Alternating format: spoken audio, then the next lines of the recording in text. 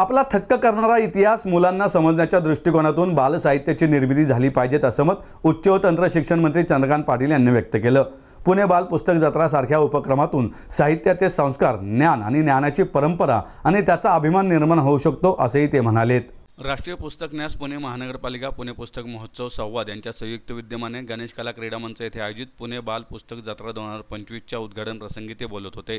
या प्रसंगी मराठी भाषा मंत्री उदय सामंत, नगर विकास राज्यमंत्री माधुरी मिसाळ, राष्ट्रीय पुस्तक न्यासाचे अध्यक्ष मिलिंद मराठे, संचालक तथा पुणे पुस्तक महोत्सवाचे मुख्य संयोजक राजेश पांडे, खडकी शिक्षण संस्थेचे अध्यक्ष Krishnakumar Goyal, Buldhana urban cooperative credit सोसायटीचे मुख्य कार्यकारी अधिकारी शिरीष देशपांडे, लेखक ल.म. कडू, लेखिका संगीता बर्वे, साहित्यिक राजीव तांबे, संवाद संस्थेचे संस्थापक संचालक सुनील महाजन, प्रसन्नजित फडणवीस आदी उपस्थित होते।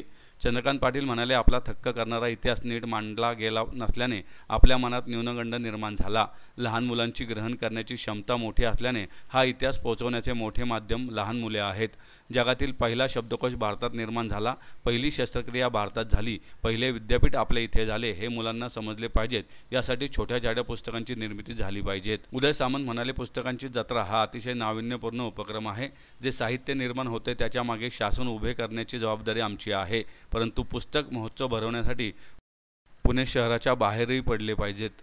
अशा महोत्सवातून बाल पुस्तकांची चळवळ उभी राहील अशी आशा आहे। माधुरी मिसाळ म्हणाल्या, पुणे हे शहर वाचन संस्कृती आणि खाद्य संस्कृती असलेले आहे। या जत्रेमध्ये येथे बालकांसाठी खेळ येथे पाहायला मिळाले। खेळांमुळे एकाग्रता वाढते, शारीरिक क्षमता वाढतात। आम्हाला आई वडिलांनी पुस्तकांची खूप आवड लावली। पुण्यात पुस्तकांना उत्स्फूर्त प्रतिसाद आहे। प्रारंभी पाटील यांच्या हस्ते प्रदर्शनाचे उद्घाटन झाले। त्यांनी प्रदर्शनातील विविध स्टॉल्सला भेटी देऊन पाहणी करून स्टॉल धारकांशी संवाद साधला। आता आधुनिक जगामध्ये बनलेले त्याच्यामध्ये चेंडू येतात आणि त्याच्यातनं आपण आबाधोबी खेळतो, पण मला असं वाटतं की पुस्तकांची जत्रा हा अतिशय नाविन्यपूर्ण असा उपक्रम आहे।